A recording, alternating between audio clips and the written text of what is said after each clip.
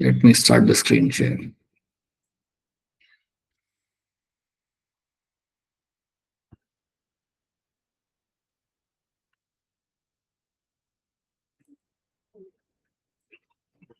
ठीक है. So this is your chapter. यहाँ पे हम बात करेंगे हमारे किडनी के बारे में. हाँ जी सुना, गुड इवनिंग. सो यहाँ पे हमने डिस्कस करना है what your kidney does. So basically हम यहाँ पे एक्सक्रीशन की यहाँ पे बात कर रहे हैं. So let's see what are the definition which have been mentioned. क्या यहाँ पे मेंशन किया हुआ उसे हम यहाँ पे पढ़ लेते हैं. Elimination of metabolic waste product from the animal body to regulate the composition of the body fluid and tissue is called as my excretion. So आपके जो भी metabolic waste होते हैं उसे बॉडी के जब हम उसे बॉडी के बाहर निकालते हैं उसको हम बोलते हैं यहाँ पे excretion.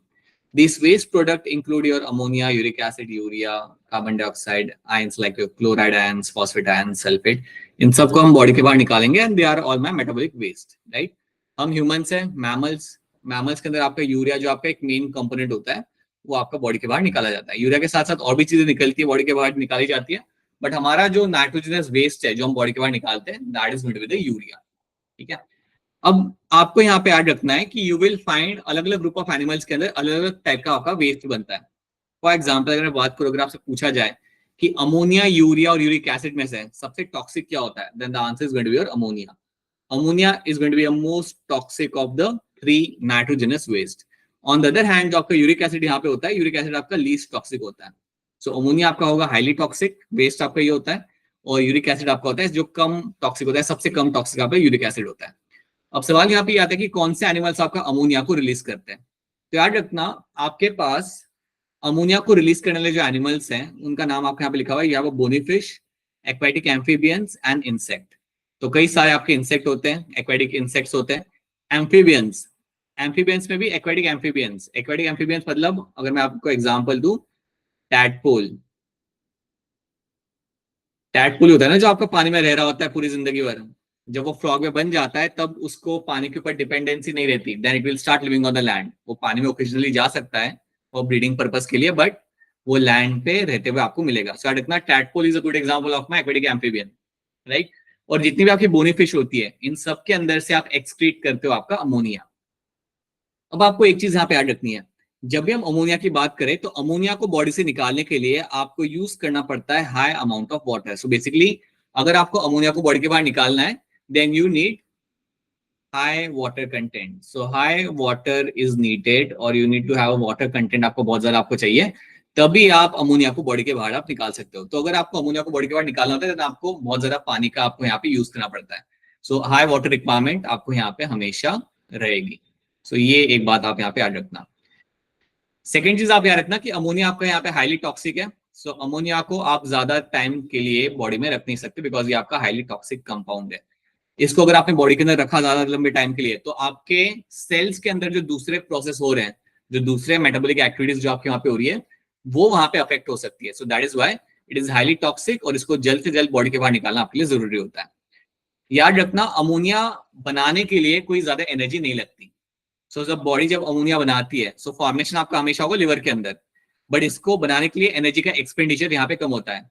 सो एनर्जी का एक्सपेंडिचर यहाँ पे जो होगा, सो एनर्जी इसकी रिक्वायर्ड है वो आपके यहाँ पे काफी लो होती है. सो अमोनिया बनाने के लिए जो एनर्जी की रिक्वायरमेंट होती है, जो एटीपी खर्च करना पड़ता है वो आपको ज्यादा नहीं लगता है इसके अंदर. So that is also one thing you have to know कि एनर्जी रिक्वायरमेंट या एनर्जी एक्सपेंडिचर आपका यहाँ पे काफी लो रहेगा. ठीक है. और हमेशा रखना ये जो मेरा वेस्ट है ये बनाया जा रहा है मेरा लिवर के अंदर. This waste is getting generally formed inside the liver. तो ये आपको याद रखना है. The process of removing ammonia is called as by ammonotelism and the organism that excrete ammonia are called as by ammonotelic organism. जो मेरे organism ammonia को release करते हैं they are called as by ammonotelic organisms. तो याद रखना जो भी अमोनिया को रिलीज कर रहा है वो जनरली पानी में रहने वाला ही होगा. आप यहाँ पे देख पा रहे हो, या वो bony fish, aquatic amphibians and insect, aquatic insect. तो ये सारे के सारे पानी में रह रहे हैं और क्योंकि वो पानी में रह रहे हैं इसलिए they are able to excrete out ammonia because पानी की कमी नहीं होती उनके पास, उनके आसपास बहुत सारा पानी है. So that is why they are able to excrete out ammonia as a nitrogenous waste. तो ये बात आपको याद रखनी है इन टर्म्स ऑफ अमोनिया. ठीक है. Similarly, you will have the animals which are going to excrete out the urea. You will have some animals. So देखो पहले तो आपको यहाँ पे टैडपोल आपको यहाँ पे दिख रहा है. तो टैडपोल है आपका यहाँ पे. And left side में you have the fish, right? So both are going to be showing the ammonotelism. दोनों के दोनों आपके यहाँ पे अमोनिया को एक्सक्रीट कर रहे होंगे. Now, उसी तरीके से हम यहाँ पे बात कर सकते हैं about animals which are going to excrete the urea. कई सारे मेरे यहाँ पे मैमल्स होंगे, लाइक कई सारे मेरे एनिमल्स होते हैं जो यूरिया को एक्सक्रीट करते हैं। अब जब मैं यूरिया की यहाँ पे बात करूंगा, अगर मुझे बॉडी के बाहर यूरिया को निकालना है तो याद रखना इसमें लग जाता है moderate amount of water. I will be using moderate water is required, so moderate water is use. So एक मीडियम अमाउंट में आपको यहाँ पे पानी की जरूरत पड़ती है यूरिया को बाहर निकालने के लिए, राइट।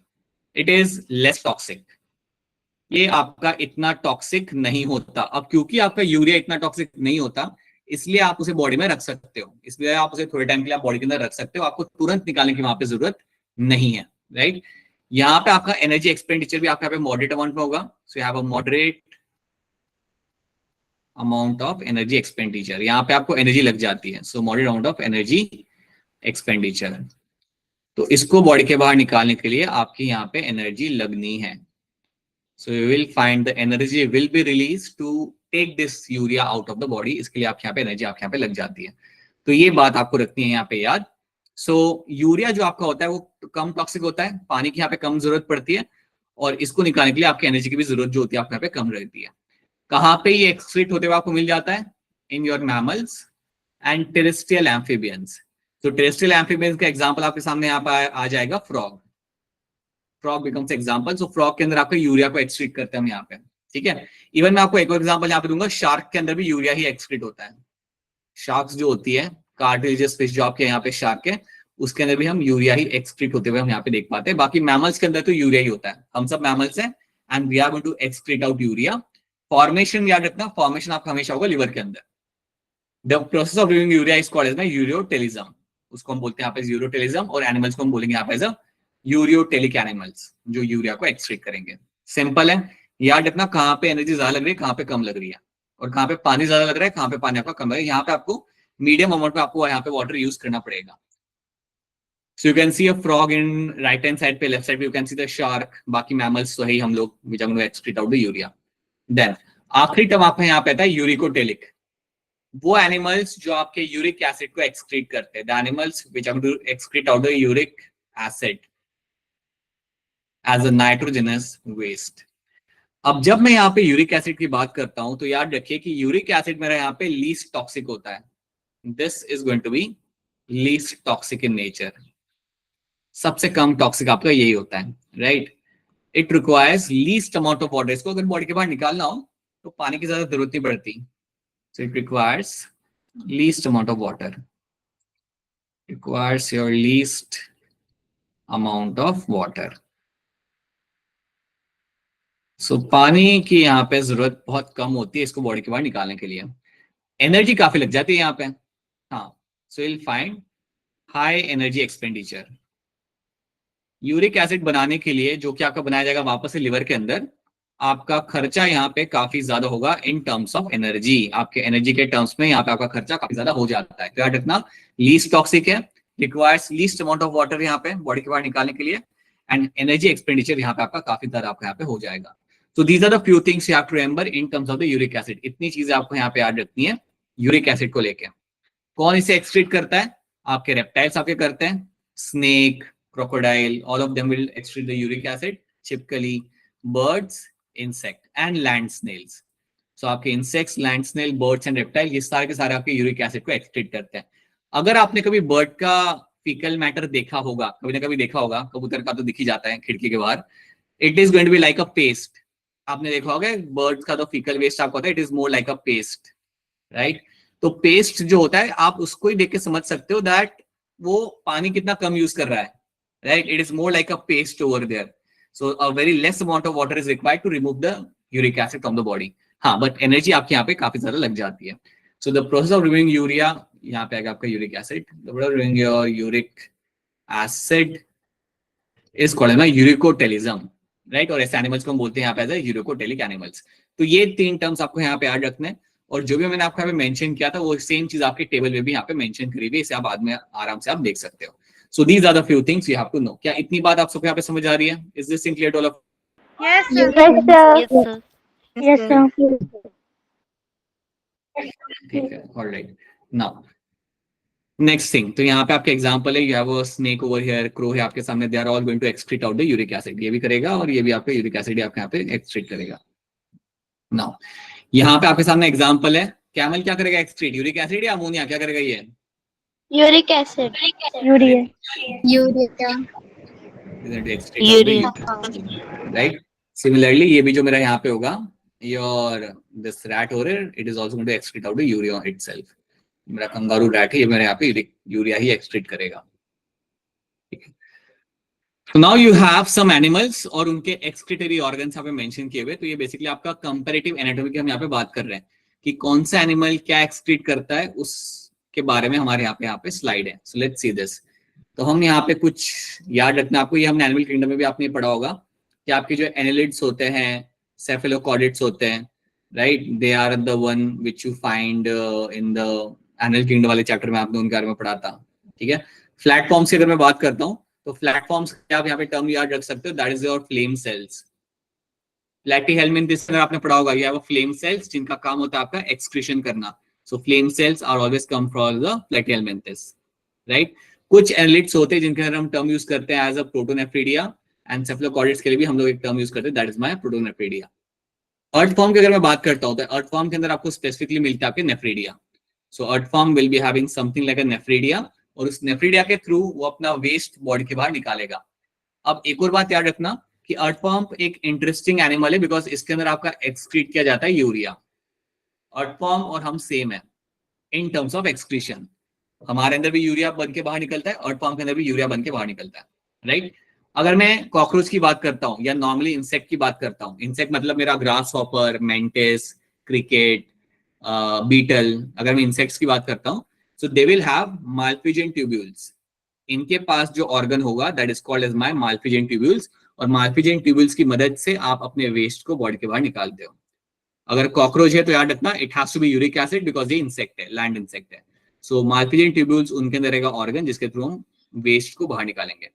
एंड मैमल्स की अगर मैं यहाँ पे बात करूं, so mammals, you know mammals are advance, mammals के अंदर you will be having your kidney over here. So mammals के अंदर you will be finding kidney is something which is going to be organ in this, जो आपके यहाँ पे waste बाहर निकालने में आपकी मदद करेगा। सो मैमल्स के अंदर आता है it has to be kidney, ठीक है।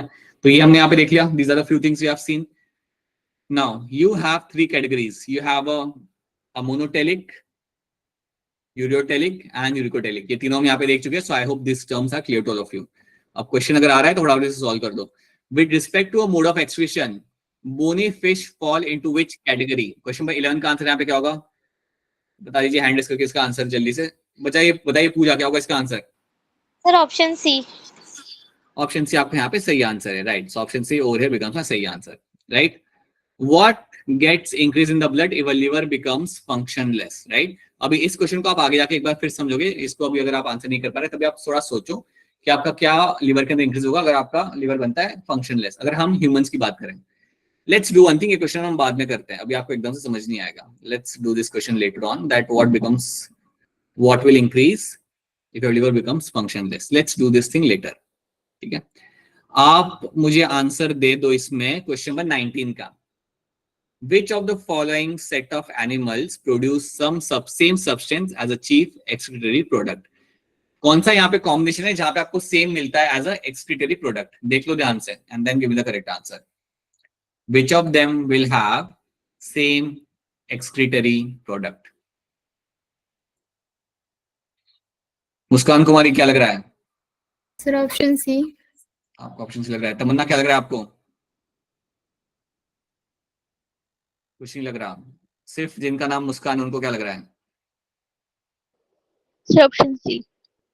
राइट। सो ऑप्शन सी बनेगा आपके यहाँ पे सही answer. You have a frog, monkey and dog, all three of them will be excreting out the urea. तीनों की तरह आपके यहाँ पे यूरिया को ही एक्सक्रीट आउट यहाँ पे कर रहे होंगे। So yes, that becomes the correct answer in this, ठीक है।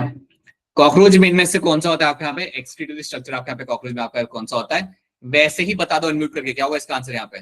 माल्पीजियन ट्यूब। राइट, माल्पीजियन ट्यूब बचा है यहाँ पे मेरा है। बहुत बढ़िया, that will become correct answer over here, ठीक है। सो ये हमने यहाँ पे देख लिया, these are the few things we have seen. Green lands अगर टर्म आ रहा है तो इसमें आप याद रख सकते हो, ये आपको मिलता है क्रस्टेशियंस के अंदर। सो क्रस्टेशियंस के अंदर आपको मिलेगा देखने के लिए आपको यहाँ पे green lands, that means crustacean मतलब आपके क्रैब्स हो गए, लॉबस्टर हो गए, तो उनके अंदर आपको ग्रीन ग्लैंड्स देखने के लिए आपको मिल सकते हैं। चलो आगे बढ़ते हैं। तो ये सब हम यहाँ पे देख चुके हैं, we have seen this thing. देखो यहाँ पे क्रस्टेशियन में यहाँ पे मेंशन किया हुआ है, so you have seen all this things over here. इसको आप बाद में एक बार फिर आप देख सकते हो। So process which is concerned with the removal of nitrogen waste like is term as excretion. तो ये हम यहाँ पे देख चुके हैं। अब बात करते हैं ह्यूमन एक्सक्रीटरी सिस्टम के बारे में। तो हमारे पास क्या है, you have a pair of kidney, a pair of ureter, a pair of urinary bladder. Bladder एक ही होता है हमारे पास पैर नहीं होता है, bladder is going to remain the same, right? And you have a urethra. So you have a pair of kidney, you have a pair of ureter, you have a single bladder and you have a urethra. तो ये चार चीजें हमारे पास होती है। आप यहाँ पे देख सकते हो, you can see your kidney, you can see the ureter over here, right? इसके दो आपको मिलेंगे यहाँ पे tubes, right? And then you have a single bladder and in the end you have a urethra. तो आपसे सवाल बड़ा आसान सा पूछा जाएगा कि आपका यूरिनरी ब्लैडर कहाँ पे ओपन हो रहा है, देन आपका आंसर होगा यूरेथ्रा। या आपसे पूछा जाएगा कि आपका ureter will open into what, तो आपका आंसर यहाँ पे होगा ब्लैडर। आपसे पूछा जाएगा कि आपका यूरिन को आप स्टोर कहाँ करते हो, तो your answer is going to be bladder again. So these are the kind of simple question you can find coming over here. ठीक है, आपके किडनी के अंदर एक ब्लड वेसल जा रही है and that blood vessel is called as my renal artery. So renal artery आपके किडनी में जा रही होती है और जो ब्लड वेसल किडनी से बाहर निकल रही होती है that is my renal when, that is your renal vein. तो ये बात याद रखना कि जो ब्लड वेसल किडनी के अंदर जा रही होती है that is my renal artery, और जो ब्लड वेसल आपकी किडनी से बाहर निकल रही होती है that is going to be called as my renal vein. ठीक है, चलो आगे देखते हैं। So kidneys are located laterally on the either side of the vertebral column. तो ये आपके वर्टेब्रल कॉलम के लाइक दोनों साइड में आपकी एक किडनी लगी होती है, right? Column levels between the thoracic T12 and lumbar T3। तो ये आपके जो वर्टेब्रा होते हैं ना उसके बेसिस पे यहाँ पे पोजीशन बताई गई है कि आपका जो थोरैसिक T12 होता है, थोरैसिक जो 12th वर्टेब्रा आपका होगा, और लंबर 3 वर्टेब्रा जो होगा उसके बीच में आपको आपकी यहाँ पे किडनी मिल जाती है, ऑन द साइड में होती है वो, right? Very close to the dorsal inner wall of the abdominal cavity के पास में आपको मिल जाएगी, राइट? अब याद रखना, in human beings the right kidney is slightly at a lower level than the left kidney. जो आपकी राइट किडनी होती है वो थोड़ी सी नीचे के साइड पे होती है compare to the left kidney के हिसाब से, because of the presence of liver on the right side of the abdominal cavity. इतना तो आपको मालूम होगा अपना एनाटॉमी यहाँ पे कि आपका लिवर होता है राइट साइड के ऊपर, और क्योंकि आपका लिवर होता है तो उसके जैसे आपकी जो किडनी होती है राइट वाली वो थोड़ी सी नीचे होती है और लेफ्ट वाली थोड़ी सी आपकी ऊपर होती है। So you can C over here, you can see the picture of your kidney. तो अगर आप राइट साइड वाली अगर आप यहाँ पे पिक्चर देखते हो तो ये जो किडनी आपको दिख पाएगा ये मेरी राइट वाली किडनी है, एंड ये राइट वाली किडनी मेरी यहाँ पे थोड़ी सी नीचे है because of the presence of the liver, और लेफ्ट वाली थोड़ी सी ऊपर होती है। Okay, so you can see a kidney, you can see the यहाँ पे T12 और L3 का यहाँ पे मेंशन किया हुआ है, राइट? तो साइड वाइज में आपकी यहाँ पे किडनी लगी हुई आपको मिल जाती है। एक और बात याद रखना कि किडनी को प्रोटेक्शन मिल रही है फ्रॉम द रिब केज। ये जो आपका रिब केज है आपका यहाँ पे आपके पास, ये रिब केज प्रोवाइड करता है protection to the kidney. This rib cage is the one which is going to provide the protection to the kidney. ये आपकी किडनी को प्रोटेक्ट करता है, ठीक है? तो ये बात भी आपको यहाँ पे याद रखनी है। किडनी का लेंथ क्या होता है, एनसीईआरटी के लेंथ है, ये सब आपको याद रखना है। तो लेंथ आपका यहाँ पे रहेगा 10 to 12 सेंटीमीटर लेंथ हो जाएगा। विड्थ आपकी रहेगी 5 to 7 सेंटीमीटर, और थिकनेस आपकी यहाँ पे होती है 2 to 3 centimetre in thickness. This is what you find in the kidney. Okay, याद रखना, वापस रिपीट कर रहा हूँ, किडनी के अंदर रेनल आर्टरी जा रही होती है और रेनल वेन वहां से बाहर निकल रही होती है। ये बार बार रिपीट इसलिए कर रहा हूँ बिकॉज काफी चीजें आप समझोगे इसके ऊपर बेस्ड। तो चलिए देखते हैं और किडनी को ध्यान से देखते हैं हम यहाँ पे। So towards the center of the inner concave surface of the kidney is a notch called as my hilum. तो ये जो आपका यहाँ पे नॉच है ना छोटा सा, ये जो आपका एरिया है यहाँ पे, this area over here is called as my hilum. तो आपसे पूछा जाएगा कि जो छोटा सा जो एरिया है हिलम नाम का, जो एक नॉच है हिलम नाम का, यहाँ से क्या आ रहा है क्या निकल रहा है। तो आपका आंसर यहाँ पे सिंपल होगा, इस हिलम वाले एरिया से आपको मिलेगा देखते हुए कि आपकी रेनल आर्टरी अंदर जा रही होगी, इसी एरिया से आपकी रेनल वेन आपकी बाहर निकल रही होगी, और इसी एरिया से आपका यूरेटर भी आपका बाहर निकल रहा होगा। तो स्मॉल ये जो आपकी ओपनिंग आपको यहाँ पे दिख रही है, that opening or notch can be called as my hilum, और हिलम में से आपका रेनल आर्टरी अंदर जा रहा होता है, वेन निकल रही होती है, and you are also find your ureter is also coming out. तो ये बात आपको याद रखनी कि हिलम से आपकी ये चीजें आपकी अंदर बाहर कर रही है। ये renal artery, nerves entering while renal vein and ureter are leaving. तो यहाँ पे एक और चीज मेंशन की हुई है, रेनल आर्टरी के साथ साथ इवन नर्व्स भी आपकी जारी होती है किडनी के अंदर, and renal vein and ureter आपके यहाँ पे बाहर निकल रहा होता है। तो ये बात याद रखना, this is what you find in the hilum. ठीक है, आप यहाँ पे अगर देखना चाहो तो एक बार फिर यहाँ पे देख सकते हो, this area over here is called as my hilum. चलो आगे बढ़ते हैं। You have inner to hilum is a broad funnel shaped space called as my renal pelvis. जैसे आप अंदर जाते हो आपको एक बड़ा सा आपको यहाँ पे स्पेस दिखेगा and that is called as my renal pelvis। तो जो पूरा आपको यहाँ पे ब्राउनिश ऑरेंजिश कलर का जो स्पेस दिख रहा है इसको हम बोलते हैं यहाँ पे as a renal pelvis। So हर एक लेबलिंग आपको यहाँ पे याद रखनी है, this is called as my renal pelvis over here. चलिए, function of kidney, excretion of metabolic waste, ये तो हम जानते ही हैं, यूरिया को बॉडी के बाहर निकालेगा, फॉरेन केमिकल्स को भी बॉडी के बाहर निकालता है। अगर मैं आपको एग्जांपल दूं फॉरेन केमिकल्स का, तो अगर आप कोई मेडिसिन खाते हो, अगर आप कोई एंटीबायोटिक खा रहे हो, तो एंटीबायोटिक कंज्यूम करने के बाद उसके जो वेस्ट होता है वो भी आपका किडनी से बाहर निकल जाता है। सो कोई भी फॉरेन केमिकल भी अगर आपका होता है तो भी वो बॉडी के बाहर निकल जाता है। एक और एग्जाम्पल मैं आपको दे सकता हूँ, अगर कोई एथलीट ड्रग ले रहा है तो उसका फिर टेस्ट कराया जाता है, तो उसमें उसका यूरिन टेस्ट भी कराया जाता है। तो अगर कोई ड्रग ले रहा होता है ना, कोई एनाबॉलिक या परफॉर्मेंस एनहांसिंग ड्रग अगर ले रहा हो, तो उसके यूरिन के अंदर वो ड्रग आपको देखने के लिए मिलता है। So such kind of waste which are foreign chemicals are also been excreted out via kidney. So ये भी आपको याद रखना है। Regulation of body osmolarity, body fluid osmolarity and electrolyte concentration is controlled by the kidney. ये हम आगे सीखेंगे कि कैसे किडनी आपके बॉडी के अंदर वाटर एंड मिनरल्स का कॉन्सेंट्रेशन मेंटेन करती है। So will see that. Regulation of acid base balance, so कैसे किडनी आपके ब्लड के अंदर पीएच भी मेंटेन करती है। एक बात याद रखना कि अगर आपके ब्लड के अंदर H+ आयंस का अमाउंट बढ़ने लगता है, अगर आपके ब्लड के अंदर H+ आयंस का अमाउंट बढ़ने लगता है, then that can create a blood slightly acidic. तो अगर आपके ब्लड के अंदर H+ का अमाउंट थोड़ा सा भी बढ़ता है ना, तो किडनी उसे बाहर निकाल देती है। किडनी ध्यान रखती है कि अगर H+ का लेवल ज्यादा है, then it will throw that H+ ions outside the body. तो ये बात भी याद रखना कि H+ आयंस को आप अगर रिमूव कर रहे हो, then you are actually maintaining the acid base balance, आप मेंटेन करते हो बॉडी फ्लूइड का। सो ये बात भी आपको याद रखनी है जो आप आगे एक बार फिर सीखोगे। सिक्रेशन ऑफ द हार्मोन, दो हार्मोन आपके यहाँ पे सामने हैं, एक है आपका यहाँ पे इरिथ्रोपोइटिन, दूसरा आपके यहाँ पे रेनिन। अब रेनिन को तो हम डिटेल में अलग से समझेंगे, बट इरिथ्रोपोइटिन याद रखना, ये हार्मोन आपका किडनी से आ रहा है, और ये हार्मोन जब आपका किडनी से आ रहा होता है, it will go and tell the bone marrow, ये जाके बोन मैरो को जाके बोलेगा कि चलिए बनाना चालू करिए आपका RBC. It will go and tell the bone marrow to start making the RBC. So RBC formation is controlled by this hormone. So RBC formation is controlled by this hormone. पता है आपने जब 11th ग्रेड में आप एक chapter पढ़ते थे breathing and exchange of gases वाला, तो उसमें आपने वो पढ़ा होगा कि जब कोई हायर एल्टीट्यूड के ऊपर जाता है तो उसके अंदर बॉडी के अंदर आरबीसी का अमाउंट बढ़ जाता है। अगर आप लेह लद्दाख में जाते हो घूमने के लिए, रहने के लिए, सडनली पढ़ाई वढ़ाई छोड़ के, तो वहां पे क्या होगा, after some time what will happen, the amount of RBC in the blood is going to increase, वो आपका इंक्रीज करेगा। ठीक है, तो आरबीसी आपका इंक्रीज क्यों कर पाता है? Because of the erythropoietin. जैसी बॉडी को रियलाइज होता है कि आप एक हायर एल्टीट्यूड पे आप चले गए, तो आपका इरिथ्रोपोइटिन आएगा, कहां से आएगा? फ्रॉम द किडनी, और ये जाके बोन मैरो को जाके बोलेगा, एंड देन बोन मैरो बनाना चालू करता है बहुत लार्ज अमाउंट में आपके आरबीसीज। तो ये बात आपको यहाँ पे याद रखनी है। This is one thing you have to know over here कि ये हार्मोन आके आपका बेसिकली आरबीसी फॉर्मेशन में आपकी मदद करता है। तो आपको सवाल कभी भी आ सकता है that erythropoietin is a hormone, क्या करता है? आपके सामने दिख रहा है क्या कर रहा है, वो कहां से आ रहा है? The answer is going to be my kidney, right. Similarly you also have a renin over here. Renin क्या करता है वो आगे डिटेल में समझेंगे। So renin will play a very important role. So उसको भी हम क्या करता है वो एक्चुअली में आप किडनी के अंदर, वो हम बाद में समझते हैं, बट ये दो हार्मोन अभी आप यहाँ पे याद रखें। ठीक है, क्या इतनी बातें आप सबको यहाँ पे समझ आ रही है? Yes, sir. Yes, sir. Class का स्पीड फास्ट तो नहीं लग रहा है, स्लो करना है क्लास का स्पीड? बता दो। Yes, sir. अरे बोल दो। Yes. सर ठीक। स्लो कर दो। कौन था ये? दमनप्रीत? Yes sir. थोड़ा सा स्लो करते दमनप्रीत, ठीक है। So yeah the thing is ना, the idea is to make sure that you all of you understand the chapter.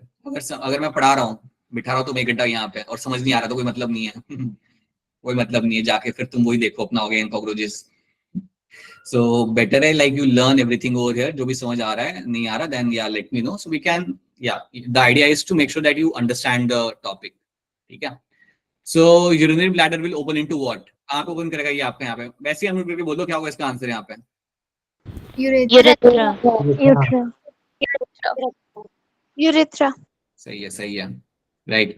The two kidney lie in the man, ABCD 1 2 3 4, क्या लग रहा है इसके अंदर आंसर आपका यहाँ पे कैसे आएगा? Option बोलिए, 4. अनम्यूट करके बोलिए। Fourth. Option 3rd. Option third. Option 3rd. Right, बहुत बढ़िया। Left kidney at a higher level than the right one, ये आपका यहाँ पे सही आंसर है। सो लेफ्ट किडनी आपकी यहाँ पे थोड़ी ऊपर होगी compare to the right one, so that's why option 3 over here becomes my correct answer. अच्छा, one more thing, please try to come in class on time, because हमें यहाँ पे 1 घंटा पैरामीटर में यहाँ पे मिलते हैं, so we have to make that count. So please make sure that you come on time. अगर आप लेट आ रहे हो देन आपका मिस हो रहा है, सो please make sure be on time, ठीक है। Alright, so now let's have a look at the kidney again. अब किडनी को थोड़ा आप यहाँ पे ध्यान से देखो। किडनी को जब आप यहाँ पे ध्यान से देख रहे होते हो, so you will have the outer part को हम यहाँ पे बोलते हैं as a renal cortex, right. And then you have a inner part को हम बोलते हैं यहाँ पे as a renal medulla. You have a renal medulla over here. अब दो पार्ट आपको याद रखना है, you have outer region and you have inner part को हम बोलते हैं यहाँ पे मेडुला, और आउटर पार्ट को हम यहाँ पे बोलते हैं as a renal cortex. Medulla वाला जो आपका एरिया होता है ना, मेडुला वाले एरिया के अंदर आपको यहाँ पे पिरामिड्स मिलेंगे आपको देखने के लिए। देखो ये सब मेरे यहाँ पे पिरामिड्स है। सो यू विल फाइंड ऐसे कई सारे पिरामिड्स आपको मिल जाएंगे आपके मेडुला वाले रीजन के अंदर। So these are my renal pyramids. ये जो आपके बनाए हुए हैं ना हमने यहाँ पे, इनको हम बोलते हैं यहाँ पे एज अ रेनल पिरामिड। मैं कई बार ये पिक्चर आपके सामने रखूंगा ताकि आपको लेबलिंग्स याद हो जाए, बिकॉज कई बार लेबलिंग के ऊपर भी सवाल आता है। So we have a renal pyramid over here, ठीक है। अगर आप थोड़ा इसे को ध्यान से अगर अपने स्क्रीन के पास अगर आप देख पा रहे हो, then you have a nephron over here, then you also have a nephron over here. अब जो आपके पास यहाँ पे सामने नेफ्रॉन है, इस नेफ्रॉन के अंदर ही आपका बनाया जाएगा urine. Basically nephron is the basic unit of the kidney. बहुत सारे होते हैं, 1 मिलियन एक किडनी में होते हैं, और इस नेफ्रॉन के अंदर ही आपका यूरिन बनाया जाता है। So in this nephron only you will find the urine will be form, right. तो ये बात आप यहाँ पे याद रखना। तो पहले इतनी लिविंग याद रखो, यहाँ रेनल कॉर्टेक्स, यहाँ रेनल मेडुला, इलम में से आपकी ये सारी चीजें आपके अंदर बाहर आ रही है, right. And then you have a renal pelvis, वो हम देख चुके ऑलरेडी, ठीक है। There are the few things we have seen. इतनी बातें पहले आप यहाँ पे याद रखो, these are the important thing terms for you. चलिए आगे देखते हैं। So kidney has two zones, outer cortex and the inner medulla. The medulla is divided into few conical masses. इन्हें हम कहते हैं मेडुलरी पिरामिड। जो मैंने पिरामिड की बात की थी वहां पे आपके लगे हुए हैं, 8 से 12 आपको मिल जाते हैं ह्यूमंस के अंदर। Projecting into calyces. So projecting into calyces ये एक नया टर्म हमारे सामने यहाँ पे आ चुका है, जिसको हम यहाँ पे देख लेते हैं। देखो आपके जो पिरामिड है, सारे लेवलिंग को इग्नोर करो, इस पिरामिड को आप देखो। So this is my renal pyramid over here, ये मेरा रेनल पिरामिड आपका यहाँ पे। ये कहां पे ओपन हो रहा है? सो अगर आप देखोगे यहाँ पे, so it is actually opening into the calyx. ये जो थोड़ा सा जो आपका डिप्रेशन आपको यहाँ पे दिख रहा है, जिसको मैं अभी लेबल करूंगा ग्रीन कलर से, ये आपको यहाँ पे थोड़ा सा आपको डिप्रेशन यहाँ पे दिख रहा है ना, दिस डिप्रेशन ओवर देयर, या जो डिप्रेशन आपको यहाँ पे लेगा, इसको हम बोलते हैं यहाँ पे कैलेक्स। कौन सा calyx? Minor calyx. We call it as a minor calyx, ठीक है। अब माइनर कैलेक्स कहाँ पे ओपन होता है? माइनर कैलेक्स ओपन होगा एक बड़े डिप्रेशन के अंदर। सो बड़ा डिप्रेशन में यहाँ पे लेबल करूंगा with the blue colour, with the dark blue colour. So जो बड़ा डिप्रेशन आपको यहाँ पे दिख रहा है, the big depression you can find over here, this depression. ये जो डिप्रेशन मेरा यहाँ पे है, this depression over there is called as my major calyx. This depression over there is called as your major calyx. ये आपका यहाँ पे आपका मेजर कैलेक्स, माइनर कैलेक्स या मेजर कैलेक्स, ठीक है। याद रखना आपका रेनल मेडुला ओपन होगा माइनर कैलेक्स के अंदर, राइट, सॉरी, रेनल पिरामिड आपका ओपन होगा आपके यहाँ पे माइनर कैलेक्स में, एंड देन वहां से वो ओपन करेगा एक बड़े डिप्रेशन के अंदर, जिसको हम बोलते हैं आप as renal major calyx, right. And then ultimately major calyx आपके ओपन होंगे आपके रेनल पेल्विस के अंदर, they will open into your renal pelvis, वो तो आप जानते हो। एंड देन रेनल पेल्विस से आपका ओपनिंग आपका आता है फिर डायरेक्टली यूरेटर के अंदर। ये जो मैं आपको यहाँ पे बता रहा हूँ ना, इससे आपको पाथवे भी पता चलता है यूरिन का, इससे आपको पाथवे भी समझ आएगा आपके यूरिन का। तो आपको हमेशा रखना है कि यूरिन आपकी बनाई जाती है नेफ्रॉन के अंदर। नेफ्रॉन अपनी यूरिन कहाँ पे डालता है? It will send the urine into the collecting duct. It will send the urine into the collecting duct. Collecting duct के नीचे आपको मिलेगा आपका पेपलरी डक्ट। आप लेबलिंग में यहाँ पे देख सकते हो कि कलेक्टिंग डक्ट के नीचे आपको मिलता है आपका एक डक्ट, जिसे हम कहते हैं यहाँ पे पेपलरी डक्ट। याद रखना ये मेरा पेपलरी डक्ट, पेपलरी मसल नहीं। पेपलरी मसल आपका हार्ट के अंदर था। कोई बताएगा पेपलरी मसल के साथ मेरा कौन सा फाइब्रस कॉर्ड वहां पे लगा हुआ था? एनीवन? Cordia टेंडिनिए, राइट, बिल्कुल सही Shikha, right, that is something I was finding over there, ठीक है। चलो यहाँ पे देखो, सो यूरिन आपकी बन रही है नेफ्रॉन के अंदर, नेफ्रॉन से यूरिन को हम भेजते हैं हमारे कलेक्टिंग डक्ट में, कलेक्टिंग डक्ट से वो जाता है आपका पेपलरी डक्ट के अंदर, फिर वहां से वो जाएगा minor calyx, then major calyx, then renal pelvis, and then फिर वहां से हो जाएगा आपके यूरेटर के अंदर। एक बार यूरेटर तक बात पहुंच गई, फिर तो आप जानते हो यूरिन वहां से कहाँ जाएगी, it will get into the bladder and then under the conscious control फिर आप उसे बॉडी के बाहर आप निकाल लोगे। तो आपको ये जो लेबलिंग्स है ना, ये आपको यहाँ पे याद रखनी है, इसलिए क्योंकि आपको पैसेज पता रहेगा। हमेशा रहता है कि आपको पैसेज मालूम होना चाहिए कि आपका यूरिन फ्लो करके कहां से कहां पे जा रहा है। ठीक है, तो क्या आपको यहाँ पे कैलिक्स वाला टर्म समझ आ रहा है? Is the calyx term clear to all of you? Yes. Yes, sir. Major and minor calyx आपको यहाँ पे याद रखना है। Two terms should be very much clear to you over here. आप यहाँ पे एनसीईआरटी में सिर्फ यहाँ पे कैलिक्स मेंशन किया हुआ है, बट वहां पे मेजर एंड माइनर होता है, आपको यहाँ पे याद रखना है। पहले माइनर देन मेजर। माइनर वाला काफी छोटा सा होगा, देन कई सारे माइनर इकट्ठा होकर एक बड़ा सा ब्रॉड एरिया बनाएंगे, उसे हम बोलेंगे यहाँ पे major calyx. The cortex extend between the medullary pyramid as a renal columns called as my column of Bertini।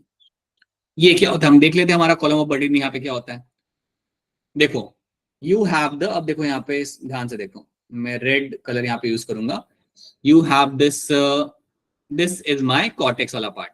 इतना जो मेरे यहाँ पे पार्ट है, ये जो मेरा रीजन है आपका यहाँ पे, दैट इज माय कॉर्टेक्स। उसके बाद जो नीचे वाला जो मेरा यहाँ पे एरिया है, द नीचे वाला पार्ट ओवर है, this is all my medulla. So यहाँ से जो मेरा यहाँ पे एरिया आ रहा है, this area over here is going to be my medulla. ये मेरा यहाँ पे मेडुला है।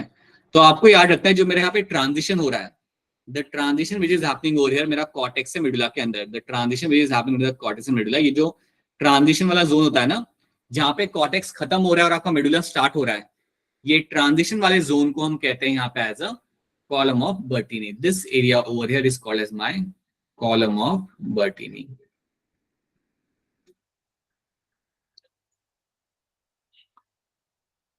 That is going to be called as your column of Bertini। तो ये बात भी आपको याद रखनी है, जहां पे आपका कॉर्टेक्स खत्म होगा और आपका मेडुला स्टार्ट होगा, तो जो ट्रांजिशन जो आपके यहाँ पे हो रहा होता है, the transition point, that area over here is called as my column of Bertini। उसको हम बोलते हैं यहाँ पे as a column of Bertini। तो ये आपको यहाँ पे याद रखना है। The cortex extend in between the medullary pyramid as a renal column called as my column of Bertini। Each kidney has nearly 1 million complex tubular structures। Each kidney will have this tubular structure called as my nephrons। ये हम already यहाँ पे जानते हैं। चलो आगे देखते हैं। So these are the few things you have to know in this। इसमें याद रखना कि आपका यूरिन का पैसेज आपका कहाँ पे कैसे जाएगा। एक और बात याद रखना कि आपके जो नेफ्रॉन होते हैं, लाइक 4-5 नेफ्रॉन के पास एक ही कलेक्टिंग डक्ट होगा। याद रखना 4-5 नेफ्रॉन के पास एक ही कलेक्टिंग डक्ट होता है, तो अपने अंदर जो भी वो यूरिन बनाते हैं, that urine will go into a single collecting duct. ये भी याद रखना कि हर एक नेफ्रॉन के पास खुद का अलग से कलेक्टिंग डक्ट नहीं होता। तो this is something also you should remember. ठीक है, चलो अब ये पिक्चर को हम बाद में समझेंगे, बिकॉज इसमें कुछ चीजें आपको मैं बाद बताता हूँ। Now let's have a look at the structure of a nephron. Nephron का हमारा स्ट्रक्चर यहाँ पे क्या रहेगा। सो जब भी आप नेफ्रॉन को यहाँ पे ऑब्जर्व करते हो, so nephron will have certain regions. आपको यहाँ पे बोमैंस कैप्सूल आपको यहाँ पे दिखेगा, राइट। उसके अंदर आपको एक बॉल ऑफ टैंगल कैपिलरीज आपको मिल जाएगी। So within the Bowman's capsule you have this ball of tangle capillaries. So these are my tangled capillaries, these are my tangled capillaries. ये जो टैंगल्ड कैपिलरीज मेरे जो सामने यहाँ पे हैं, these are called as my glomerulus. इनको हम बोलते हैं यहाँ पे एज अ ग्लोमेरुलस। इसको हम इस पिक्चर में वापस से देखते हैं। तो आप देखो यहाँ पे you have the Bowman's capsule. Bowman's capsule के बीच में आपको मिलेगा आपको यहाँ पे ग्लोमेरुलस। अब ये ग्लोमेरुलस बन कैसे रहा है, ग्लोमेरुलस आपका बन यहाँ पे कैसे रहा है, with the help of my efferent arterioles से आपका यहाँ पे ग्लोमेरुलस आपका यहाँ पे बनेगा। ठीक है, फिलहाल के लिए आप याद रखो that you have a Bowman's capsule, और बोमैंस कैप्सूल के अंदर आपको यहाँ पे एक बॉल ऑफ कैपिलरीज आपको मिलेगी, और जो बॉल ऑफ कैपिलरीज आपको मिल रही है इसको हम बोलते हैं यहाँ पे एज अ ग्लोमेरुलस। दो चीजें आप अभी के लिए आप यहाँ पे याद रखो। देन उसके बाद आपको क्या याद रखना है, आपको एक यहाँ पे लंबा सा ट्यूब मिलेगा, that is called as my proximal convoluted tubule. Then you have a very long Henle's loop. ये जो पूरा एरिया आपका यहाँ पे है, यहाँ से लेके यहाँ तक का पूरा जो आपका एरिया है, that is called as my Henle's loop. Henle's loop को अपने दो पार्ट में डिवाइड करके रखा हुआ है। एक है आपका यहाँ पे डिसेंडिंग हेनलिस लूप, डिसेंडिंग जो नीचे की तरफ जा रहा है, that's why it is called as my descending Henle's loop. दूसरा आपका यहाँ पे है असेंडिंग हेनलिस लूप, क्योंकि वो ऊपर के साइड पे जा रहा है, that is called as your ascending loop of Henle. So you have a descending loop of Henle and you have a ascending loop of Henle. तो ये दो चीजें आपको मिलेगी। और जो थर्ड इंपॉर्टेंट चीज आपके सामने है, that is your distal convoluted tubule. तीसरी चीज जो आपके सामने यहाँ पे है वो है आपके यहाँ पे डिस्टल कॉन्वोल्यूटेड ट्यूब्यूल। सो याद रखना, you have a Bowman's capsule, उसमें आपको मिलेगा glomerulus, then you have a PCT then you have a Henle's loop, and then you have a DCT. और एंड में आपको मिलेगा आपका यहाँ पे collecting duct. So in the end you will have a presence of a collecting duct. याद रखना हर एक नेफ्रॉन के पास खुद का, मतलब अगर आपके सामने यहाँ पे कलेक्टिंग डक्ट है तो इसके अंदर 4-5 नेफ्रॉन अपना कंटेंट डालेंगे. ऐसा नहीं कि हर एक के पास स्पेसिफिक खुद का वो है कलेक्टिंग डक्ट है. सो यहाँ पे तो आपको दिखाने के लिए दिखाया गया, बट याद रखना कि इसके साथ और भी कई सारे नेफ्रॉन जुड़े हुए होंगे. So that is why many very often collecting duct को हम नेफ्रॉन का पार्ट गिनते भी नहीं है, because it is a common structure for multiple nephrons. But बाकी चीजें आपको याद रखनी है. So these are the few things you have to know. अभी आज हमारा फोकस क्या रहेगा? हमारा फोकस रहेगा इसको समझना. We will try to pay attention to this part. Glomerulus Bowman's capsule, और इसमें जो ब्लड वेसल आ रही है ना, जो ब्लड वेसल इसके अंदर मेरी यहाँ पे आ रही है, उनको हम यहाँ पे देखेंगे. So we'll try to understand them. So आपकी efferent arteriole आ रही है यहाँ पे, कुछ आपकी बाहर निकल रही है, इफरेंट आर्टरियोल आपके यहाँ पे बाहर निकल रही है. सो एफरेंट अंदर आ रही है और इफरेंट आपकी बाहर निकल रही है. So that's this is what you are finding happening over here. तो इसको हम यहाँ पे अब समझेंगे. ठीक है, चलो. सो आगे बढ़ने से पहले मुझे ये बताओ कि आपके किडनी के अंदर कौन सी ब्लड वेसल अंदर आ रही थी? Sir renal artery. और आपकी जो बाहर निकल रही थी वो आपकी यहाँ पे थी, आपकी रिनल वेन. ठीक है, चलो अब इसको ही हम आगे जाके समझते हैं. बट सबसे पहले याद रखना कि आपके जो नेफ्रॉन होते हैं वो आपके दो टाइप के होते हैं. The nephron you will find in the kidney will be of my two types. So kidney के अंदर याद रखना आपके नेफ्रॉन आपको दो टाइप के मिलेंगे. एक नेफ्रॉन आपका होता है जिसको हम कहते हैं यहाँ पे cortical nephron. One nephron which you will get to see is called as my cortical nephron. और जो दूसरा टाइप का नेफ्रॉन आपको जो मिलेगा that is called as my juxtamedullary nephron. juxtamedullary nephron. ये दो टाइप के नेफ्रॉन आपको मिल जाने हैं आपके किडनी के अंदर. These are the two type of nephron you will find inside the kidney. अब देखो यहाँ पे होता क्या है. जो आपका कॉर्टिकल नेफ्रॉन आपका यहाँ पे है, इसमें आपको क्या मिलेगा देखने के लिए कि आपका मेजर पार्ट जो होगा नेफ्रॉन का वो कॉर्टेक्स में होगा. Major part of the nephron is in the cortex. और आई कैन क्लियरली से कि यहाँ पे मुझे क्या मिलेगा देखने के लिए, that I will find my PCT, my Bowman's capsule, मेरा Bowman's capsule, my PCT and DCT. ये मेरा होगा कॉर्टेक्स के अंदर. ये सब मुझे मिलेगा मेरे कॉर्टेक्स के अंदर, राइट. और उसके साथ साथ आई विल ऑल्सो फाइंड कि इसका जो हेनलीस लूप होगा वो बहुत अंदर तक नहीं जा रहा होगा, मेडुला तक. सो इसका जो हेनलीस लूप आपको यहाँ पे मिलेगा, the Henle's loop you will have is going up to certain level, is going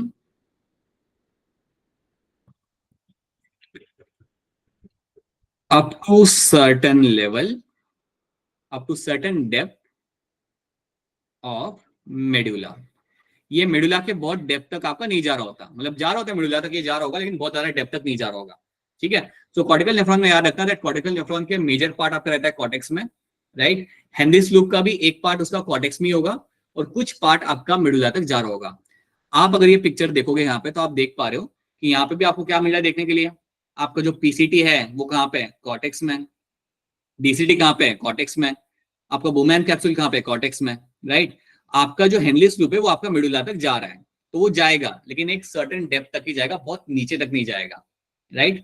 on the other hand अगर मैं बात करता हूँ जुक्स्टामेडुलरी नेफ्रॉन के बारे में, तो उसको भी आप यहाँ पे देख लो. तो अगर मैं जुक्स्टामेडुलरी नेफ्रॉन की बात करता हूँ, अब आप यहाँ पे देखो, यहाँ पे अगर आप हेनलीस लूप को देखोगे तो कितना डेप्थ तक जा चुका है ये. आई होप आपको सबको यहाँ पे दिख रहा है. The Henle's loop over here has gone to the depth of the medullary pyramid. कितना ही नीचे तक आपके यहाँ पे जा रहा है और कितना लेंदी है हेनलीस लूप यहाँ पे. आप ये भी तो देखो कि आपका हेनलीस लूप कितना लंबा है आपका यहाँ पे और वो कितना नीचे डेप्थ तक जा रहा है. बाकी सारी चीजें कॉर्टेक्स में, आपका पीसीटी, डीसीटी, बोमैन कैप्सूल सब आपका कॉर्टेक्स में, यहाँ पे भी. बट हेनलीस लूप आपका बहुत डेप्थ तक आपके यहाँ पे जा रहा है. Such nephron over here is called as my juxtamedullary nephron. Juxtamedullary nephron. तो ये आपसे पूछा जाएगा कि जुक्स्टामेडुलरी नेफ्रॉन के अंदर आपको हेनलीस लूप का डेप्थ आपका ज्यादा होता है, कम होता है. तो याद रखना इसका हेनलीस लूप का जो डेप्थ होगा वो काफी अंदर तक, नीचे तक जाएगा आपके रेनल मेडुला के अंदर. ये चीज आपको दूसरे नेफ्रॉन में देखने के लिए आपको नहीं मिलती, आपको कॉर्टिकल नेफ्रॉन में देखने के लिए आपको नहीं मिलती। सवाल यहाँ पे ये आता है कि इवोल्यूशन ने ये नेफ्रॉन आपको क्यों दिया हुआ है या इसका फायदा क्या होता है। ध्यान रखना, जितना लेंथ होगा हेनलीस लूप का, जितना लंबा आपका हेनलीस लूप होगा, उतना ज्यादा वाटर एब्जॉर्प्शन आपका में मिलेगा, उतना ज्यादा आपका वाटर एब्जॉर्प्शन होते हुए आपको मिलेगा, उतना ज्यादा वाटर री एब्जॉर्प्शन आते आपको होते हुए यहाँ पे मिलेगा। सो जक्स्टा मेडुलरी नेफ्रॉन का फायदा यहाँ पे क्या होता है, मोर वाटर री एब्जॉर्प्शन। इसका काम होता है आपका यहाँ पे more water reabsorption, more water reabsorption होते हुए आपको यहाँ पे मिल जाएगा। सवाल अगर आपके सामने आ रहा है कि क्यों सर वाटर एब्जॉर्प्शन ज्यादा हो रहा है यहाँ पे, because you have a longer Henle's loop and it is going to the depth of the medulla, तो यहाँ पे आपका वाटर एब्जॉर्प्शन आपके यहाँ पे ज्यादा होता है। आपके बॉडी के अंदर, आपके किडनी के अंदर आपको ये वाले नेफ्रॉन भी आपको मिलेंगे, but these nephron are only going to be around 15%। सिर्फ 15% आपके बॉडी के अंदर नेफ्रॉन है which are my juxtamedullary nephron, right. हमारे अंदर ह्यूमंस के अंदर दे आर ओनली 15%। रिमेनिंग 85% जो आपके नेफ्रॉन होते हैं they are my cortical nephron. Remaining 85% जो नेफ्रॉन आपके यहाँ पे आएंगे they are my cortical nephron. आप डिफरेंस काफी क्लियरली देख सकते हो। कॉर्टिकल नेफ्रॉन को आप यहाँ पे देखो, इसका मेजर पार्ट तो कॉर्टेक्स में ही है, the major part you can see in the cortex. एक स्मॉल पार्ट आपको दिख रहा है जो आपका जा रहा है मेडुला के अंदर है, वो भी हेनरीज लूप का ही है। A small part of Henry's loop is going towards the medulla, right? So this is a story for my cortical nephron. This is a picture for my cortical nephron. और cortical nephron हमारे अंदर काफी ज्यादा आपको मिल जाता है। तो cortical nephron जो आपके बॉडी में आपको मिलेंगे they are going to be around 85%। ठीक है, तो अगर 100 है तो 100 में से 85 आपके होंगे यहाँ पे cortical nephron, और बाकी 15 आपके होंगे वहां पे जक्स्टा मेडुलरी नेफ्रॉन। ये बात आपको याद रखनी है। सो ये डिफरेंस आपको याद रखना है कि यू विल फाइंड वन, एक के अंदर आपका डेप्थ काफी नीचे तक है, एक के अंदर आपका depth up to certain extent है मेडुला के अंदर। और इसका फायदा भी याद रखना कि वाटर एब्जॉर्प्शन आपके यहाँ पे ज्यादा होगा जक्स्टा मेडुलरी के अंदर। अब एक और चीज आप यहाँ पे याद रखो कि जब आप इन नेफ्रॉन को अगर आप यहाँ पे देख रहे हो, सो आप ये भी पता लगा सकते हो कि कौन से एनिमल में कौन से नेफ्रॉन ज्यादा होंगे। तो अगर मैं बोलूँ कैमल, तो कैमल के अंदर मुझे जक्स्टा मेडुलरी नेफ्रॉन मुझे ज्यादा मिलेंगे, श्योरली उसके अंदर 15% तो काफी ज्यादा होंगे, बिकॉज उसे पानी को कंजर्व करना है, it has to absorb more amount of water, उसे पानी को कंजर्व करना है, तो it will have more amount of juxtamedullary nephron. ठीक है, अब ये बताओ क्या ये दो टर्म्स आप सबको यहाँ पे समझ आ रहे हैं? Are this two terms clear to all of you? Yes, sir. Yes, sir. ठीक है, तो ये दो टर्म्स आपको पहले यहाँ पे आपको मालूम होनी चाहिए कि यहाँ पे आपका क्या हो रहा है, right? Now, so these are the pictures you have. These are the things you can read from your end. या आप खुद से भी अपने एंड पे जाके आप एक बार पढ़ सकते हो। जो मैंने आपको मेंशन किया था वो सब आपको यहाँ पे मेंशन किया हुआ है। पेरिट्यूबुलर कैपिलरीज वाला जो यहाँ पे टर्म है ये आप बाद में समझोगे, इसको भी आप इग्नोर कर लो, लेकिन बाकी चीजें आप यहाँ पर समझ सकते हो। Okay, now let me tell you one more thing in this. एक और चीज आपको यहाँ बताता हूँ। तो ये तो हमने चलो यहाँ पे देख लिया, this is something we have understood, right? अब जब मैं देखता हूँ मेरे बोमैंस कैप्सूल को, when I see the Bowman's capsule, तो हम यहाँ पे देखते हैं, let me show you picture. So assume that this is my Bowman's capsule, ये है मेरा यहाँ पे बोमैंस कैप्सूल।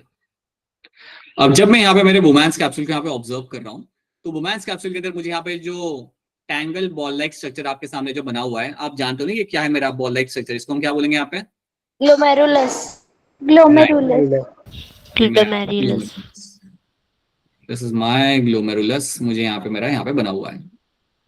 ठीक है, so glomerulus is nothing but a ball of capillaries, it is nothing but my ball of capillaries. ठीक है, अब आपको मिलेगा कि बोमैंस कैप्सूल के माउथ के अंदर आपका एक ब्लड वेसल आपका यहाँ पे आ रहा है, and that blood vessel is my efferent arterioles. ये जो ब्लड वेसल आपके यहाँ पे जो आ रही है, this is called as my efferent arterioles.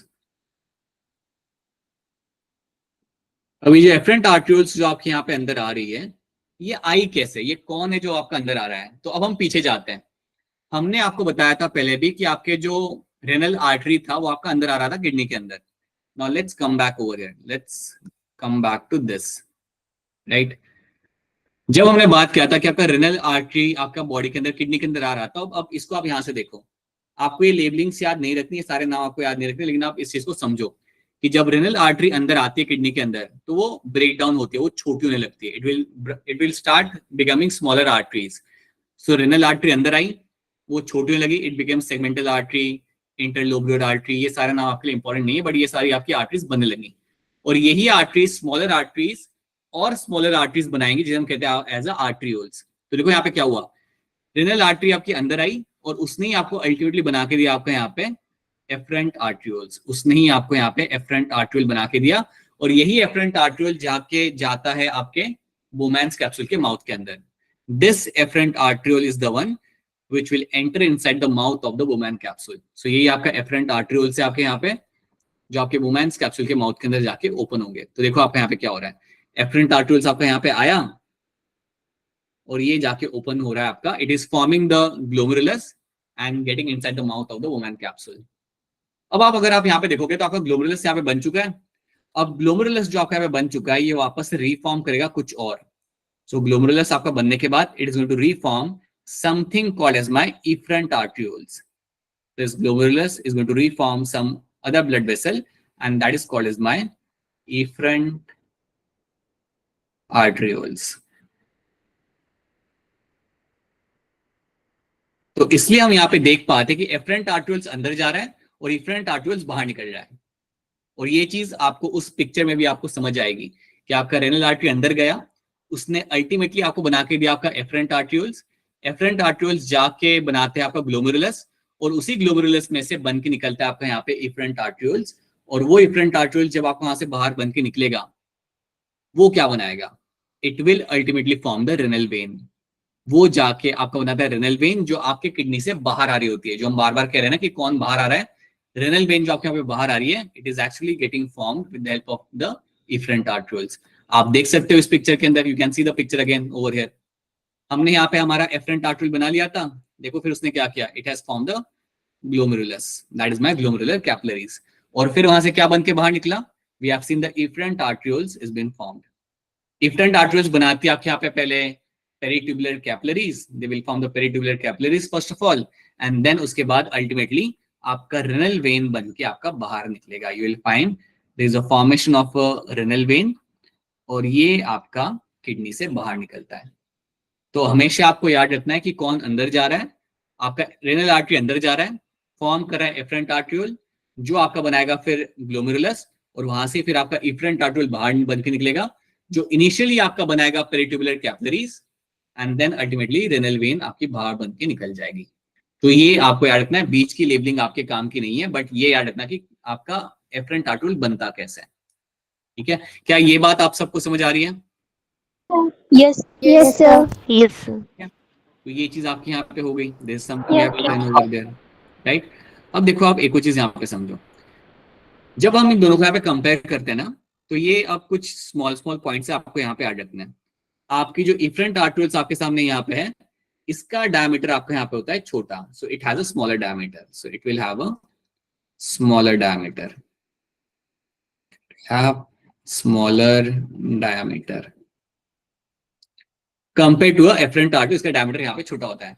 अब आप थोड़ा यहाँ पे सोचो कि अगर आपका एक रास्ता काफी ब्रॉड है हाईवे वाला और आगे जाके एकदम से अगर आपका रास्ता छोटा हो जाता है देन वहां पे थोड़ा तो आपका ट्रैफिक जाम क्रिएट होगा, थोड़ा तो आपका ट्रैफिक जाम वहां पे क्रिएट होगा ना। सेम चीज आपकी यहाँ पे भी होती है, you have a broader arterioles यहाँ पे और यहाँ पे एफरेंट आर्टरियोल्स जो आपके यहाँ पे थोड़ी छोटी होती है।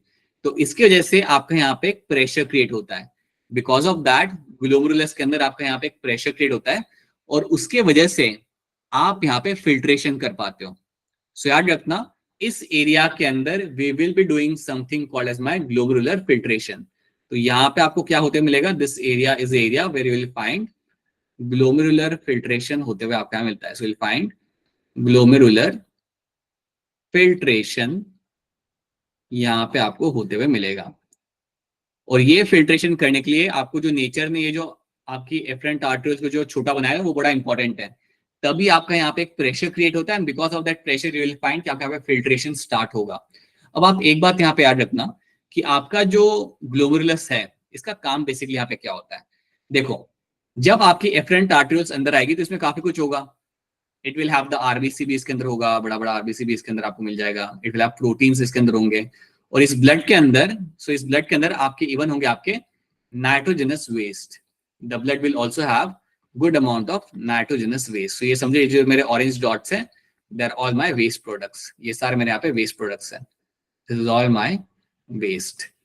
ये सारा मेरा वेस्ट है और इस वेस्ट को मुझे बॉडी के बाहर निकालना है. तो आप समझो इस बात को कि जब मेरी एफरेंट आर्टरीज अंदर आ रही, यहाँ पे आ रही है, ब्लड तो आ रहा है उसके साथ. सो ब्लड के अंदर है कई ज्यादा यहाँ पे आपका वेस्ट. और ये जो वेस्ट होगा ना, इसको ग्लोमेरुलस क्या करेगा, इसको फिल्टर करेगा. फिल्टर करेगा मतलब इसको यहां से निकाल के डाल देगा बोमैन्स कैप्सूल के अंदर. So all the waste which you are finding right now will get inside the Bowman's capsule. तो यहाँ पे आपका जो वेस्ट इकट्ठा हो रहा है, वेस्ट के साथ बहुत चीजें इकट्ठा होती है, this will all come inside the Bowman's capsule. अब सवाल यहाँ पे ये आता है कि क्या इसके साथ मेरा आरबीसी भी वहां पे चला जाएगा? The answer is no. सिर्फ आपका जो वेस्ट प्रोडक्ट होगा या वाटर मॉलिक्यूल्स आपके होंगे और कुछ मिनरल आयंस आपके होते हैं, वही आपके आगे निकल जाते हैं, वही आपके पास होके यहाँ पे पहुंच जाएंगे. बाकी जो आरबीसी होंगे, लार्ज प्रोटीन आपके होंगे, वो सारे इसको क्रॉस नहीं कर पाएंगे and they will become a part of a circulation again. तो आपके जो आरबीसी जो यहाँ से आ रहे थे ना, इनको थोड़ी हमें बॉडी के बाहर निकालना है, तो they will again come back over here and they will become a part of my circulation. तो याद रखना, जब आपका ब्लड वहां पे पहुंचता है तो ब्लड में से जो चीजें काम की नहीं है उसको ही हम आगे पहुंचाते हैं हमारे बोमैन कैप्सूल के अंदर. बाकी चीजें जो मेरी यहाँ पे हैं उन सबको मैं वापस ले आऊंगा मेरे सर्कुलेशन के. Remaining all things, RBC, WBC, platelets, सबको मैं ले आता हूँ मेरे नॉर्मल सर्कुलेशन के अंदर. अब सवाल यहाँ पे ये आता है कि कैसे डिसाइड करा जाता है कि कुछ चीजें आगे बढ़ जाएंगी और कुछ चीजें आगे नहीं बढ़ेंगी, या कुछ चीजों को हम आगे फेंक देंगे बोमैन्स कैप्सूल के अंदर और कुछ चीजों को हम रख लेंगे, रिटेन कर लेंगे. तो याद रखना, आपका इनर वॉल जो होती है बोमैन्स कैप्सूल की, अब देखो ध्यान से, ये मेरा बोमैन्स कैप्सूल है, it will have two walls. ये होती है मेरे यहाँ पे inner wall, this is my inner wall and this over here is my outer wall. ये मेरे यहाँ पे आउटर वॉल. तो एक बात याद रखना कि जो इनर वॉल होती है ना बोमैन्स कैप्सूल की, वहां पे लगे होते हैं कुछ आपके सेल्स, या मैं कहूंगा वहां पे सेल्स नहीं होते, कुछ आपके फिल्ट्रेशन स्लिट्स लगे होते हैं. ये जो इनर वॉल आपकी यहाँ पे है, the inner wall will have some filtration slits. और ये जो फिल्ट्रेशन स्लिट्स आपके यहाँ पे लगे हुए इनर वॉल के अंदर, इसको हम बोलते हैं यहाँ पे एज अ पोडोसाइट्स. इनको हम बोलते हैं यहाँ पे एज अ पोडोसाइट्स. बताइए बताइए सना, बोलिए. अच्छा, ऑलराइट, गलती से हो गया, ठीक है. So you will find your inner wall of Bowman's capsule. So याद रखना, एक बार फिर मैं आपके सामने यहाँ पे मेंशन कर देता हूँ, आपके जो बोमैन्स कैप्सूल का जो इनर वॉल है, सो बोमैन्स कैप्सूल का, कोई बात नहीं, सो you have a Bowman's capsule, और बोमैन्स कैप्सूल की जो आपके यहाँ पे इनर वॉल है, सो बोमैन्स कैप्सूल की यहाँ पे जो आपके यहाँ पे इनर वॉल है,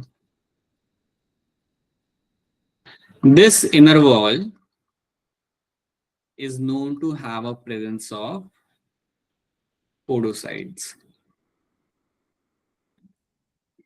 पोडोसाइट्स को हम इवन बोलते हैं यहाँ पे एज अ फिल्ट्रेशन स्लिट्स.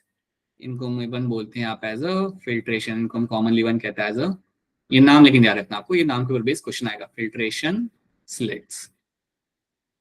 अब सवाल यहाँ पे ये आता है कि फिल्ट्रेशन स्लिट्स की हम यहाँ पे बात कर रही है क्या, like what they are doing over here. तो आपको मैं एक सिंपल एग्जांपल देता हूँ जो मैं सबको देता हूँ. आपने देखा होगा वी हैव दिस छन्नी ना, जिसके अंदर हम लोग आटा डालते हैं और फिर उसे हिलाते तो बीच में कंकड़ अटक जाता है, आटा निकल जाता है, right. We all know that छन्नी, राइट, सबने देखा होगा घर के अंदर. सिमिलरली आपका फिल्ट्रेशन स्लिट आपका काम करेगा. सिमिलरली आपका फिल्ट्रेशन स्लिट आपका यहाँ पे काम करता है. आपका फिल्ट्रेशन स्लिट क्या करता है, जो बड़े पार्टिकल्स होते हैं उन्हें वो पास होने नहीं देता, क्योंकि इसका साइज काफी छोटा होता है. ये ऐसे कुछ होल्स होते हैं जिनका साइज बहुत छोटा होता है. सो जो बड़े पार्टिकल्स होंगे वो आपके क्रॉस नहीं कर पाएंगे, लेकिन जो छोटे पार्टिकल्स होंगे, मतलब नाइट्रोजन वेस्ट हो गया, वाटर मॉलिक्यूल्स हो गए, ग्लूकोज हो गया, everything will pass to the filtration slit, और जो बड़े पार्टिकल्स होंगे वहां पे रुक जाएंगे. तो ये चीज आपको यहाँ पे होते हुए मिलती है. सो इट्स मोर लाइक अ छन्नी, वो छन्नी की तरह ही होता है. तो छन्नी के अंदर बड़े पार्टिकल रुक जाते हैं, आटा निकल जाता है. यहाँ पे भी यही चीज आपके यहाँ पे होगी, आपके आरबीसी रुक जाएंगे क्योंकि उन्हें हमें वैसे भी बॉडी के बाहर निकालना नहीं है, लेकिन बाकी जितने भी आपके छोटे पार्टिकल्स होंगे वो सारे के सारे आ जाएंगे आपके कैप्सुलर स्पेस में, they will all become a part of my Bowman's cap. तो सारे के सारे आपके बोमैन कैप्सूल में आपके यहाँ पे आ जाएंगे।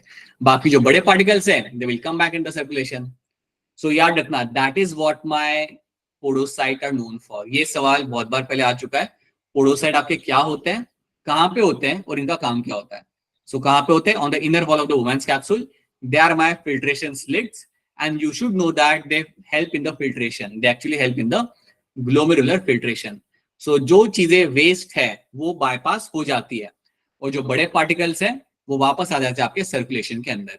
ये बात आप सबको यहाँ पे याद रखनी है। क्या ये चीज आप सबको क्लियर है? Is this thing clear to all of you? Yes, sir. Yes, sir. देख लो, अगर इसमें कोई चीज समझ नहीं आ रही देन देखो इस पिक्चर को एंड पूछ लो अगर कोई चीज यहाँ पे क्लियर नहीं है तो, because this is what you have to very clear remember. यहाँ पे काफी छोटी छोटी चीजें हैं जो आपको यहाँ पे हमेशा याद रखनी पड़ेगी। You have to know those things very clearly, that's why. ठीक है, तो यहाँ पे हमारे यहाँ पे हम लोग फिल्ट्रेशन कर चुके हैं। तो this is something you have to know. ये इतनी चीज आपके यहाँ पे हो रही है। फिल्ट्रेशन करने के बाद जो भी कंटेंट आपको यहाँ पे मिल जाए, whatever content you are finding over है, ये जो कंटेंट आपके यहाँ पे इकट्ठा हो रहा है ना, जितना भी कंटेंट आपके यहाँ पे इकट्ठा हो रहा है, whatever content you are finding getting accumulated over here, this content has a name. इसको हम एक नाम देते हैं, इसको हम बोलते हैं आप as a glomerular filtrate. This over here is called as my, जो भी आपके यहाँ पे इकट्ठा हुआ इसको हम बोलते हैं आप एज अ glomerular filtrate. ये बात याद रखना कि जो कंटेंट आपके यहाँ पे इकट्ठा कर लिया ना हमने यहाँ पे सारा का सारा, उसको हम बोलते हैं आप एज अ ग्लोमेरुलर फिल्ट्रेट। ये बात अभी के लिए आप यहाँ पे याद रखो। और ये भी याद रखना कि जब मेरा फिल्ट्रेट यहाँ पे बन गया, ये फिल्ट्रेट के अंदर बहुत सारी चीजें होंगी। So let me show you over here. ये वो पिक्चर है जो आपको मैं वहां पे बना के रखी हुई। ये थोड़ी कॉम्प्लेक्स है पिक्चर आपके लिए, इसको आप बाद में देख सकते हो, but let me tell you something. जब भी मैं बोलूंगा whenever I will say a term like my glomerular filtrate, तो याद रखना यहाँ पे फिल्ट्रेशन आपके यहाँ पे हो चुका है।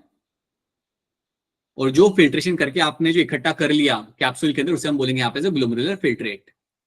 और ये फिल्ट्रेट के अंदर बहुत सारी चीजें आपको मिलती है। इस फिल्ट्रेट में आपको मिल जाएगा आपका यहाँ पे यूरिया, इस फिल्ट्रेट में आपको मिल जाएगा आपका यहाँ पे आपके H+ ions, this filtrate will have like your chloride ions, the filtrate will have water molecules.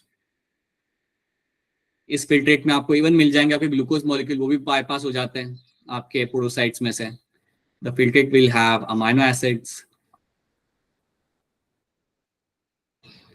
This can have K+ ions, potassium ions, right? This can have your sodium ions. तो बहुत सारी चीजें आपको फिल्ट्रेट में आपको मिल जाएगी। अब एक बात आप यहाँ पे याद रखना कि हम सबको बाहर नहीं निकालेंगे। ये जितनी भी चीजें मुझे यहाँ पे फिल्ट्रेट में मिल रही है, ये सारी चीजें मुझे बॉडी के बाहर नहीं निकालनी। समझो इस बात को। You are only going to remove things which are going to be harmful for your body, या जो वेस्ट होता है उसको हम निकालेंगे। अब सोचो आप, ग्लूकोज को थोड़ी मैं बाहर निकालूंगा, ग्लूकोज थोड़ी मैं यूरिन के साथ मैं बाहर निकालूंगा, इसको तो मुझे वापस लाना पड़ेगा ना सर्कुलेशन के अंदर। अमाइनो एसिड को थोड़ी मैं बॉडी के बाहर निकालूंगा, it's is amino acid, it is something which is helpful for form the protein, तो इसको थोड़ी मैं बॉडी के बाहर निकालूंगा। तो काफी चीजों को हम वापस से लेके आएंगे सर्कुलेशन के अंदर। इवन दो इन सबको हमने फिल्टर करके लेके आ चुके हम लोग कैप्सुलर स्पेस के अंदर, बट इनको हम वापस से सर्कुलेशन में लाएंगे। ये बात भी आप यहाँ पे याद रखना। जो ग्लूकोज है, अमाइनो एसिड है, इन सबको आप बॉडी के बाहर आप नहीं जाने दे सकते हैं। पता है, आपने नोटिस किया होगा जब किसी को डायबिटीज होता है तो उसका यूरिन टेस्ट कराया जाता है, या जिसको लगता है ना कि इसका डायबिटीज है इसे, तो उसका यूरिन टेस्ट कराया जाता है। तो they are actually trying to see कि यूरिन के अंदर ग्लूकोज है या नहीं है। अगर किसी को डायबिटीज हो तो वो टाइम पे you can have a glucose in the urine, right. But अगर किसी को डायबिटीज नहीं है देन आपको कभी भी ग्लूकोज यूरिन में आपको नहीं मिलेगा, क्योंकि उसे हम वापस उसे हम सर्कुलेशन में लेके आते हैं। तो याद रखना, ग्लोमेरुलर फिल्ट्रेट जो आपका यहाँ पे होगा उसमें आपको ये सब चीजें आपको मिल सकती है, बट इन सबको हमें बॉडी के बाहर नहीं फेंकना। We have to bring them back into the circulation, हमें उन्हें सर्कुलेशन में वापस लेके आना है। ठीक है, वाटर को भी हमें रीअब्सॉर्ब करना है। बहुत कम वाटर आप भेजते हो बॉडी के बाहर, majority of the water will be brought back into the circulation. क्या ये बात सबको समझ आ रही है? Is this thing clear to all of you? Yes, sir. Yes. Yes, sir. Yes, sir. Yes, sir. मैं चाहूंगा कि अभी के लिए आप इतनी बातें याद रखें। I just want all of you to remember this much amount of thing, कि यहाँ पे अभी हमने यहाँ पे क्या किया। आपके एफरेंट आर्टर्स आपके यहाँ पे आ रहे थे, right? They have ultimately form the efferent arterioles बाद में, पहले ग्लोमेरुलस आपको बनेगा यहाँ पे, and then you have form the efferent arterioles are been formed, ठीक है। आपको इनर वाला वुमेन कैप्सूल के अंदर आपको मिलेगा आपके यहाँ पे podocytes, so you find the podocytes on the inner wall of a Bowman's capsule आपको मिल जाएंगे। ये पिक्चर ज्यादा डिटेल्ड पिक्चर है, अगर आपको ये याद नहीं रखनी कोई बात नहीं, बहुत इंपॉर्टेंट है नहीं आपके लिए, बट याद रखना these are the things which are been happening over here, ठीक है। कौन आ रहा है कौन बाहर निकल रहा है याद रखना, and what is my glomerulus is known for. यहाँ पे आपका किया जाता है आपका ग्लोमेरुलर फिल्ट्रेशन। और एक और चीज याद रखना that efferent arterioles will have a smaller diameter compare to my efferent one, और इससे ही आपके यहाँ पे प्रेशर क्रिएट होता है, और जो प्रेशर आपके यहाँ पे क्रिएट होगा उस प्रेशर क्रिएट होने की वजह से ही आपका फिल्ट्रेशन यहाँ पे हो पाता है, because of that the filtration will happen. इतनी इंफॉर्मेशन याद रखो। हम जब वापस से मिलेंगे फ्राइडे को, so then we will start with something else, then we will start with कि अब ये फिल्ट्रेट के अंदर से हम चीजों को वापस से कैसे लाएंगे सर्कुलेशन के अंदर। इतनी सारी चीजें आपकी आगे बढ़ चुकी है, बट सबको में थोड़ी बॉडी के बाहर निकालना है। We have to bring majority of the things back into the circulation. वो कैसे करते हैं वो हम सीखेंगे फ्राइडे वाली क्लास के अंदर, ठीक है। बट तब तक के लिए जो भी यहाँ पे हमने करा है वो एनसीईआरटी से पढ़ लेना। मतलब आपको अब ये पिक्चर को लेके आपको कोई कंफ्यूजन होना ही चाहिए। What is my cortical nephron, what is my juxtamedullary nephron, right. और आपका बेसिक स्ट्रक्चर जो किडनी का है ना वो आपके दिमाग में अब क्लियर होना चाहिए। कॉर्टेक्स क्या है, मेडुला क्या है, मेडुला में मुझे मिलते मेरे यहाँ पे रेनल पिरामिड्स, और उसके बाद सीक्वेंस आपका क्या आएगा, जैसे कि ये वाला यूरिन बनती है आपके नेफ्रॉन में, देन आपकी जाती है कलेक्टिंग डक्ट, वहां से papillary duct, minor calyx, major calyx, renal pelvis, ureter and the bladder. तो इनिशियल वाले आपको सीक्वेंस आपको हमेशा याद रखने, ये एग्जाम में आ सकते हैं कि कलेक्टिंग डक्ट से कहाँ जाएगा, they can ask you. So these are the things should be very very very clear to you, क्योंकि इसके बाद जो हम पढ़ेंगे तो इसके पार्ट वाला जो पार्ट है उसमें आप एक्चुअली में समझ सको कि नेफ्रॉन करता क्या है। ये चीजें याद रखना ताकि वो सब हम फटाफट फिर उसे हम रिवाइज कर सके, उसे हम वापस से सब समझ सके। So it's quite simple, but yes इसमें काफी माइन्यूट चीजें आपको मिलती है देखने के लिए, वो माइन्यूट चीजों को आपको याद रखना पड़ेगा। That is why we are like planning to spend some time in this chapter, ताकि छोटी छोटी चीजों को भी आप यहाँ पे समझ पाओ, ठीक है। So that's it from my end. अगर कोई सवाल है तो आप अपने एंड से आप पूछ लो। If you have any kind of question from your side, then you can ask your question, right? मैं कुछ हाइब्रिड असाइनमेंट आपके साथ शेयर करूंगा, तो वो हाइब्रिड असाइनमेंट आपके 2 चैप्टर का मिक्सचर होगा, तो उसको सॉल्व करिए and share that with me, right. कुछ क्वेश्चन यहाँ से, कुछ क्वेश्चन इवोल्यूशन में से। इवोल्यूशन का टेस्ट है संडे को, तो वो क्वेश्चन भी करना चालू करो, रिवाइज करना चालू करो, ठीक है। एंड इसको हम करते हैं स्लोली, इसको हम आगे बढ़ा के इस चैप्टर को भी हम खत्म करते हैं। Alright, so now if you have any question, then ask your questions. अगर कोई सवाल है, then अपना सवाल आप यहाँ पे पूछ सकते हो। तमनप्रीत समझ आ रहा है यहाँ तक सबको आपको? Yes, sir. Yes, sir. And this question goes to all of you, and I hope it's clear to all of you. ठीक है।